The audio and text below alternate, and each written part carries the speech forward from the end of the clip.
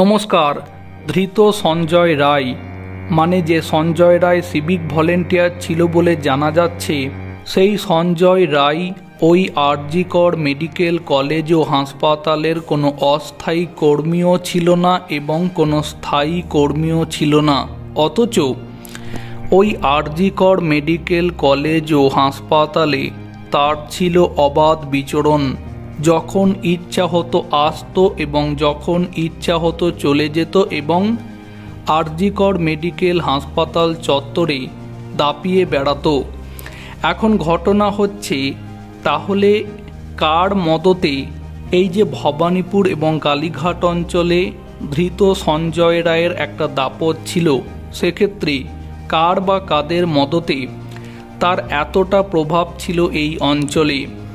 RG Kar medical college হাসপাতালে junior মহিলা doctor খুনের ঘটনাতে অভিযুক্ত সঞ্জয় রায় কলকাতা পুলিশের একজন সিভিক ভলেন্টিয়ার, কিন্তু বিভিন্ন কাজের জন্য নিয়মিত হাসপাতালের ভেতরে তার ছিল অবাধ যাতায়াত।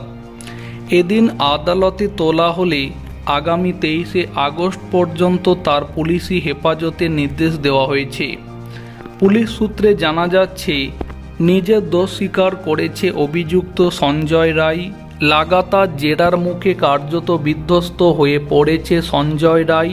শেষমেশ নিজের সমস্ত দোষ কবুল করে নিয়েছে বলেও জানা যাচ্ছে। জেরার সময় তদন্ত আধিকারিকদেরকে সঞ্জয় রায় জানিয়েছে, আমাকে ফাঁসি দিয়ে দিন। কিন্তু এখন ঘটনা হচ্ছে, আইন মোতাবেক বিচার অনুযায়ী সঞ্জয় রায়ের যা শাস্তি হওয়ার সেটা হবে। এখন কথা হচ্ছে, সঞ্জয় রায়ের যে এতটা প্রভাব এই অঞ্চলে তৈরি হলো, সেক্ষেত্রে কার বা কাদের মদতে তার এই এতটা প্রভাব তৈরি হলো এবং যে অভিযোগ বা যে ঘটনাগুলো সামনে আসছে, মদ্যপ অবস্থাতে আরজিকর মেডিকেল কলেজ ও হাসপাতালে তার অবাধ প্রবেশ ছিল, এগুলো কার বা কাদের জন্য সম্ভব হতো?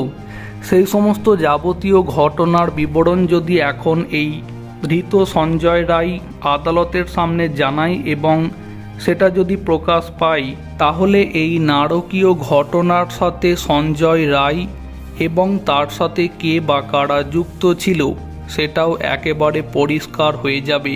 তো প্রিয় দর্শক বন্ধু, আরজিকর মেডিকেল কলেজ হাসপাতালে জুনিয়র মহিলা ডাক্তার খুনের ঘটনাতে অভিযুক্ত ধৃত সঞ্জয় রায়ের কাছ থেকে এই ঘটনার সাথে কারা কারা জড়িত এবং সঞ্জয় রায়েরই বা এই অঞ্চলে এতটা প্রভাব কাদের জন্য হয়েছিল, সেই সমস্ত কিছু জানা কি সম্ভব? এর জন্য এখন কি করা প্রয়োজন বলে আপনাদের মনে হয়? এক্ষেত্রে এই ঘটনার তদন্ত সিবিআইকে দিয়ে করালে কি প্রকৃত সত্য উদ্ঘাটন করা সম্ভব? আপনাদের এই বিষয়ে কি মতামত থাকছে? কমেন্টে আপনাদের মতামত অবশ্যই জানাবেন। ভিডিওটিকে সম্পূর্ণ করে দেখার জন্য অসংখ্য ধন্যবাদ।